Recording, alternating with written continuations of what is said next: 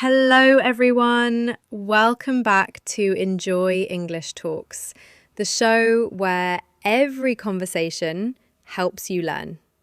I'm Emma, and I am so happy you're here with us today. Before we start, I want to tell you a little bit about my morning. It was a very relaxing morning. I sat by the window with my tea and I just listened to the birds outside. It was peaceful. It was quiet. And it really put me in a good mood for today's episode. Hello, Emma. Hello, everyone. I'm Jake, and I have to say, I am excited today. Very excited. I couldn't wait to record this episode because our topic is such a good one. I could feel it the moment I read it this morning. And Emma, that word feel is actually a perfect way to introduce what we're talking about today. Because today, we are talking about feelings and emotions in English. This is something so many of my students ask me about. They tell me, Jake, sometimes people ask me how I feel, and I don't know what to say. I can only say good or bad. And I understand that completely. Because in English, there are so many beautiful, specific words for feelings, words that go far beyond just good and bad. That's exactly right, Jake. Many learners feel this way. They know a lot of grammar. They know a lot of vocabulary for objects and places. But when it comes to expressing emotions, they feel stuck. So today, we are going to open up that whole world of feeling words together, step by step, with lots of examples and lots of practice. By the end of this episode, you'll be able to describe exactly how you feel and why not just good or bad, but real, specific, natural English. I love that. Let's do it. I'm ready. But before we jump in, we do have one small request. For our listeners, if you're enjoying this podcast, please take a moment to click the like button, subscribe to Enjoy English Talks, and share this episode with a friend or family member who is also learning English. It genuinely helps us so much, and it helps other learners find us too. Yes, thank you all so much. We love our listeners, and we read every comment you leave us. Okay, now, let's really start. Let's begin with a simple question, Jake, just to warm up. How do you feel right now, in this exact moment, sitting here with me, recording this podcast? That's a good question to start with. If you had asked me a few minutes ago, before we started recording, I probably would have just said, I feel good. But now that you're asking me directly, I want to think about it a little more carefully. Am I happy? Am I excited? Am I relaxed? Am I proud? Let me really think. Actually, I think the best word for how I feel right now is excited. There's a kind of energy in me, like I want to talk and share and teach. And that's different from just feeling calm or content. Yes, exactly. Excited. And that's such an important lesson right there. Before we even get into the vocabulary list, notice how excited tells people so much more than good ever could. If you just say, I feel good, I don't really know much about your inner state. But when you say, I feel excited, I immediately understand your energy, your mindset, even your body language in that moment. That's a really good point. So instead of always saying good or bad, which honestly is what I did for years, when I was learning new languages myself, I can reach for a more exact word, that really captures the moment. Exactly. And that is our mission for today's whole episode.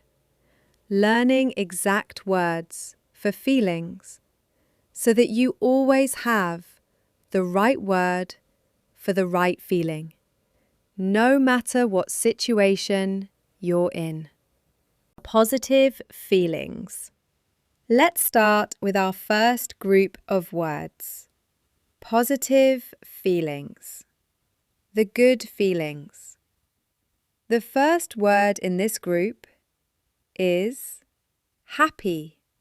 Now, happy is spelled Happy, and it's probably one of the very first emotion words that most English learners pick up because it's so common and so useful. I definitely know this one. It was actually one of the first English words I ever learned. Even before I started studying. Seriously. That makes sense because happy really is a foundational word. It means you feel good inside in a simple, warm, satisfied way. Usually, happiness comes when something nice happens to you. Maybe you get good news. Maybe you spend time with someone you love. Maybe you simply enjoy a nice meal. Speaking of meals, honestly, when I eat pizza, I feel very happy. It's such a simple pleasure, but it genuinely puts a smile on my face every single time, no matter how my day has gone before that. That's such a perfect, relatable example, Jake. So if I wanted to combine that with your example, I could say, I feel happy when I eat pizza. That feels like a very natural sentence to me. And notice the sentence structure you just used naturally. You can say, I am happy, or I feel happy. And both are completely correct and very common in everyday English. So if I wanted to combine that with your example, I could say, I feel happy when I eat pizza. That feels like a very natural sentence to me.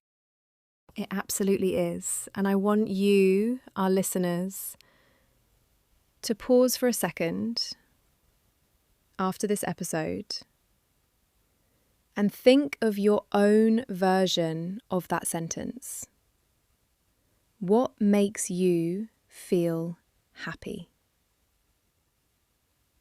Now, let's move to the next word in our positive group, excited, which, as we already mentioned, is the word Jake used to describe his own feeling today. That's a wonderful way to define it.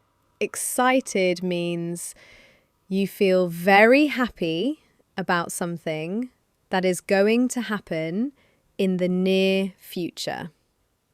It's like happy, but with an extra layer of energy and anticipation added on top. That's so true. And physically, I notice my heart beats a little faster. When I feel excited, I smile more. And honestly, sometimes I find it hard to sit still or concentrate on anything else. That's the perfect physical description of excitement. Can you think of a moment in your life when you felt that way? Definitely, right before a vacation. In the days leading up to a trip, I feel so excited that I actually have trouble sleeping at night, even though I know I should rest before traveling. That is such a relatable feeling for so many people around the world, no matter their culture or language. So we could say, I am excited about my vacation. Or, connecting it back to today, I feel excited about our topic today. And notice, Jake, you have already naturally used both of these key words in real sentences without even trying. You're right, I didn't even notice I was doing it. Okay, let's move to our third positive feeling now. Proud. This one feels a little different, from the first two, doesn't it? It does, and I think it's important to slow down here. Proud is spelled P-R-O-U-D, and it describes a feeling you get about something you personally did, usually something that required effort, patience, or hard work. It's connected to achievement and accomplishment. That makes me think of finishing a difficult English lesson, actually. After a lesson that was really challenging, where I had to think hard and push through some confusion, I feel proud of myself afterward. That's a beautiful example, and the sentence you'd use is, I am proud of myself. But it's also worth mentioning that pride isn't only about yourself. You can absolutely feel proud of other people too, especially people you care about. That's true, actually. My mother always tells me she's proud of me, especially when I share updates about my English progress or my work. And honestly, now that we're discussing this in detail, I finally understand the full emotional weight behind that sentence in a way I never fully appreciated before. That is such a beautiful thing to realize, Jake. Let's take a moment to review this whole group together before we move on. Happy, excited, and proud are three positive feelings. Happy is when something nice happens to you. Excited is when something good is coming in the future. And proud is that deep satisfaction you feel when you know you did something well, whether for yourself or someone you love. Negative feelings. Now, let's shift gears a little and learn our second group. Negative feelings. The not so good feelings that everyone experiences from time to time, no matter how positive their life is overall. The first word here is sad, which most learners already recognize as the direct opposite of happy. Yes, sad. S-A-D. It's a short word, but it carries a lot of emotional weight, doesn't it? You know, this might sound like a small thing, but honestly, when my favorite TV show ends, after many seasons, I genuinely feel sad. It's strange because it's not a huge life event, but it still affects my mood for a day or two. Oh, Jake, I completely understand that feeling. And I don't think it's small at all. In fact, that is a wonderfully real human example of sadness. We could say, I feel sad when a good show ends. And I think many of our listeners will relate to that feeling deeply. It's true. The characters in a good show become like friends to you over time. And then suddenly, it's just over, and there's a small emptiness afterward. I completely understand that feeling myself. Now, let's move to our next negative feeling. Angry. This one tends to come up quite often in daily conversations, especially when things don't go the way we expect. Oh, I know exactly when I feel this one, like when someone eats your food from the shared office fridge without asking. That's a perfect, very universal example. Angry is spelled Angry, and it means you feel very upset because something is not right, something is not fair, or someone has treated you badly in some way. When I feel angry, I actually notice physical changes. In my body, my face gets hot, almost like it's burning a little. Is that a normal reaction? Or is that just me? That's completely normal, Jake, and it happens to almost everyone. When people feel angry, their face can get hot, their voice often gets louder without them even realizing it, and sometimes they close their fists tightly. Of course, a fist is what you call your hand when you close it really tightly, like this, squeezed into a tight ball. It's a very common physical reaction to strong anger.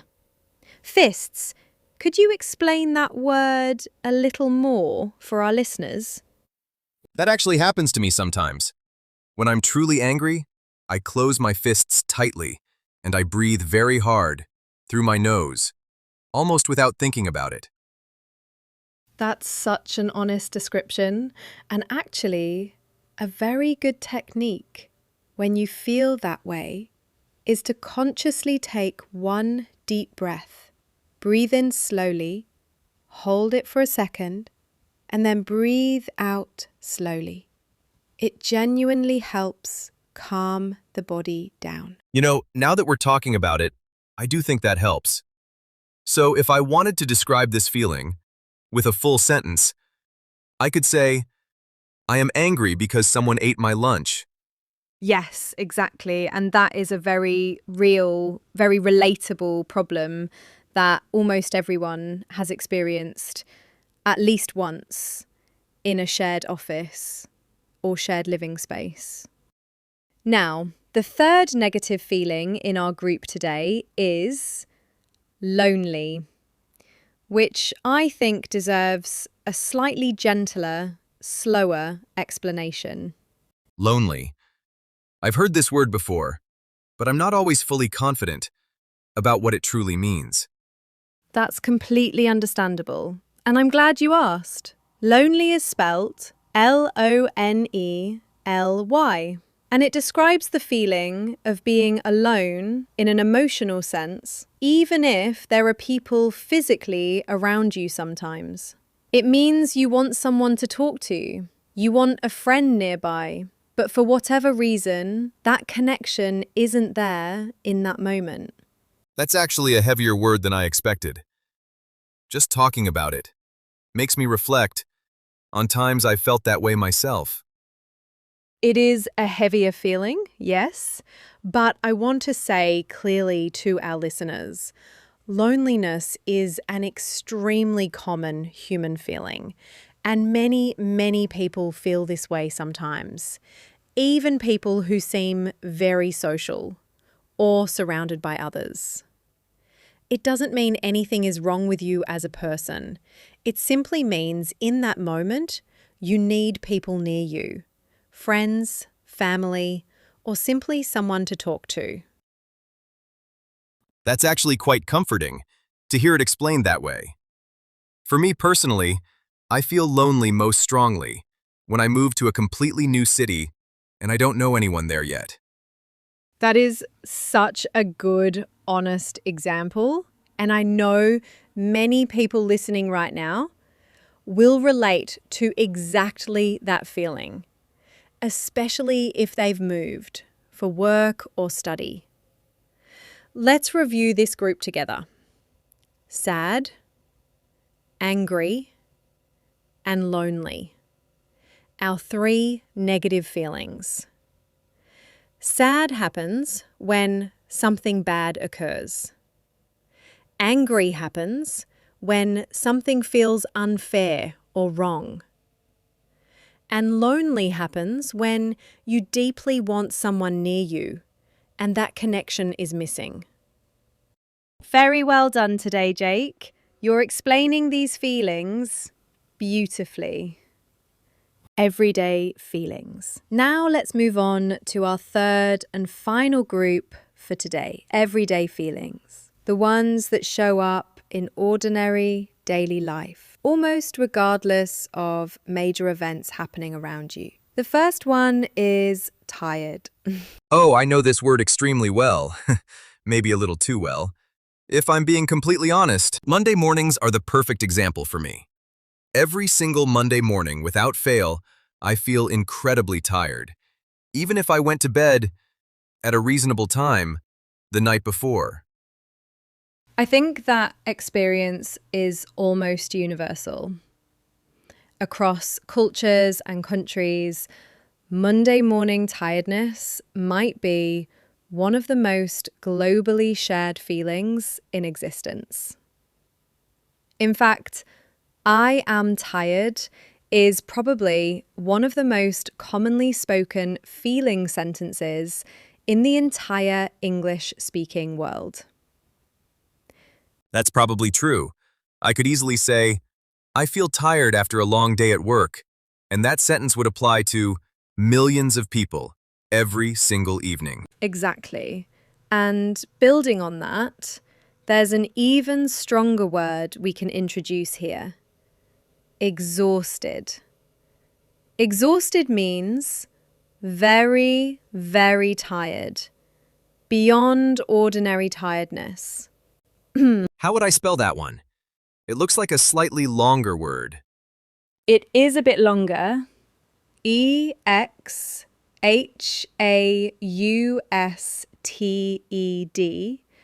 but it's incredibly useful once you learn it. Think of it this way. If you've just finished running a long race, you're not simply tired. You are completely out of energy, both physically and mentally.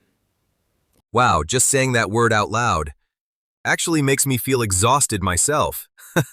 It has a lot of emotional and physical weight behind it. It's a bigger word, yes, but incredibly useful in daily conversation, especially after demanding days. Now, the next everyday feeling I want to introduce is nervous. Oh, this is one I experience quite often, if I'm being fully honest with our listeners. Nervous is spelt Nervous,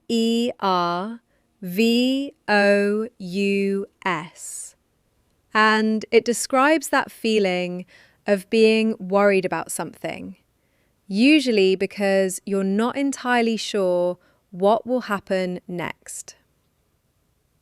Physically, your stomach might feel strange, and your hands might even shake a little. That's exactly what happens to me. Before I have to speak English, in front of a large group of people, my hands genuinely shake a little, and my mouth becomes very dry, almost instantly. That is such a perfect, detailed description of nervousness, and I want to reassure every English learner listening right now. This feeling is completely normal. And honestly, almost every single learner experiences it at some point, no matter how advanced their English becomes. See you next time, everyone. Bye for now. And remember, keep practicing your English every single day.